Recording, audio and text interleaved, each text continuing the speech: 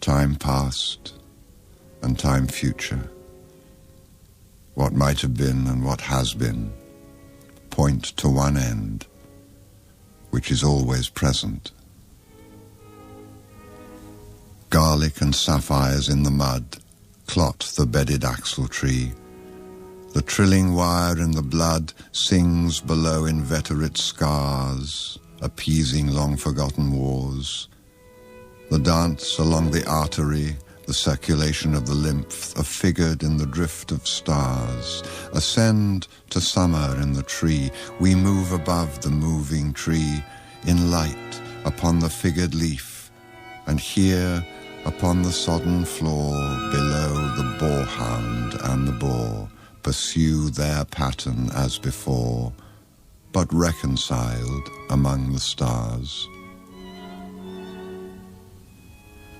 At the still point of the turning world, neither flesh nor fleshless, neither from nor towards, at the still point, there the dance is, but neither arrest nor movement. And do not call it fixity, where past and future are gathered. Neither movement from nor towards, neither ascent nor decline. Except for the point, the still point, there would be no dance, and there is only the dance. I can only say, there we have been, but I cannot say where, and I cannot say how long, for that is to place it in time.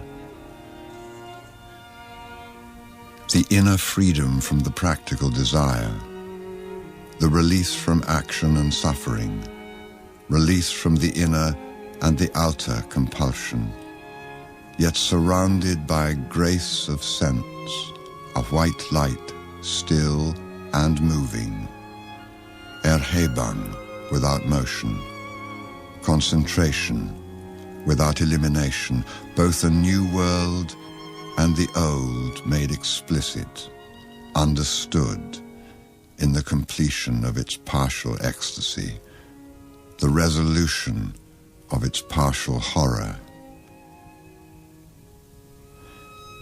Yet the enchainment of past and future, woven in the weakness of the changing body, protects mankind from heaven and damnation which flesh cannot endure.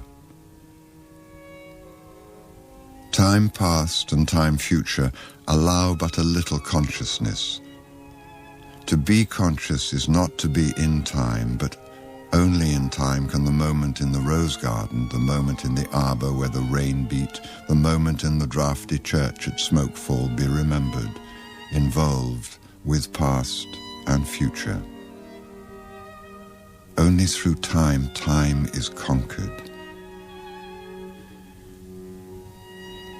Here is a place of disaffection, time before and time after, in a dim light, neither daylight, investing form with lucid stillness, turning shadow into transient beauty with slow rotation suggesting permanence, nor darkness to purify the soul, emptying the sensual with deprivation, cleansing affection from the temporal, neither plenitude nor vacancy, only a flicker over the strained, time-ridden faces, distracted from distraction by distraction, filled with fancies and empty of meaning, tumid apathy with no concentration, men and bits of paper whirled by the cold wind that blows before and after time, wind in and out of unwholesome lungs, time before and time after, eructation of unhealthy souls into the faded air, the torpid, driven on the wind that sweeps the gloomy hills of London, Hampstead and Clerkenwell, Camden and Putney, Highgate, Primrose and Ludgate. Not here the darkness in this twittering world. Descend lower, descend only into the world of perpetual solitude. World, not world, but that which is not world. Internal darkness, deprivation and destitution of all property, desiccation of the world of sense, evacuation of the world of fancy, inoperancy of the world of spirit. This is the one way, and the other is the same, not in movement but abstention from movement, while the world moves in appetency on its metalled ways of time past and time future.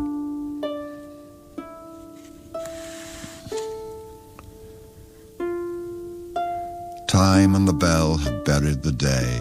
The black cloud carries the sun away. Will the sunflower turn to us? Will the clematis stray down, bend to us, tendril and spray, clutch and cling? Chill fingers of you be curled down on us. After the kingfisher's wing has answered light to light and is silent, the light is still at the still point of the turning world. Words move, music moves only in time, but that which is only living can only die. Words after speech reach into the silence. Only by the form, the pattern, can words or music reach the stillness. As a Chinese jar still moves perpetually in its stillness. Not the stillness of the violin while the note lasts, not that only, but the coexistence, or say that the end precedes the beginning, and the end and the beginning were always there, before the beginning and after the end, and all is always now.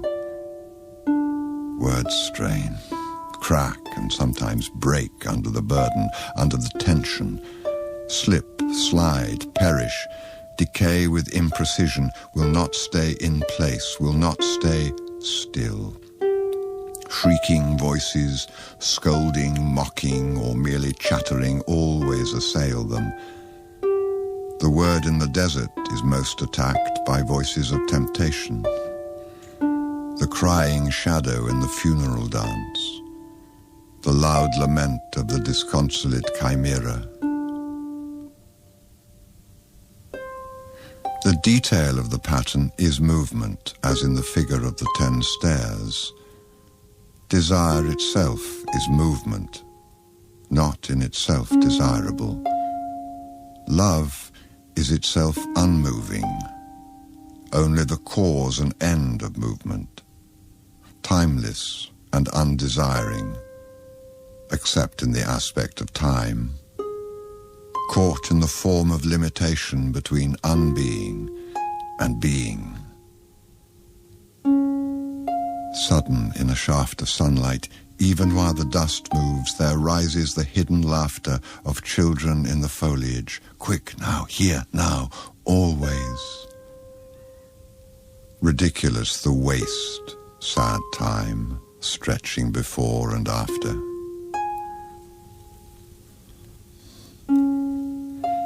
East Coca. In my beginning is my end. In succession, houses rise and fall, crumble, are extended, are removed, destroyed, restored, or in their place is an open field or a factory or a bypass. Old stone to new building, old timber to new fires, old fires to ashes, and ashes to the earth, which is already flesh, fur, and feces, bone of man and beast, cornstalk and leaf. Houses live and die. There is a time for building, and a time for living, and for generation, and a time for the wind to break the loosened pane, and to shake the wainscot where the field mouse trots, and to shake the tattered arras woven with a silent motto.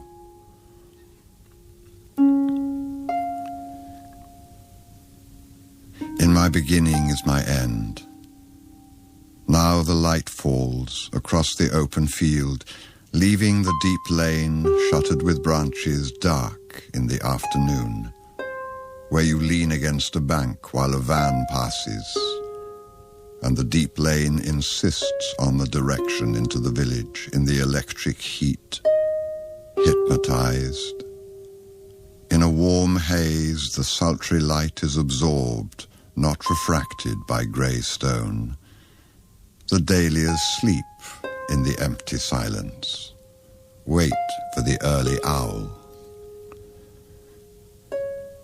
In that open field, if you do not come too close, if you do not come too close, on a summer midnight, you can hear the music of the weak pipe and the little drum.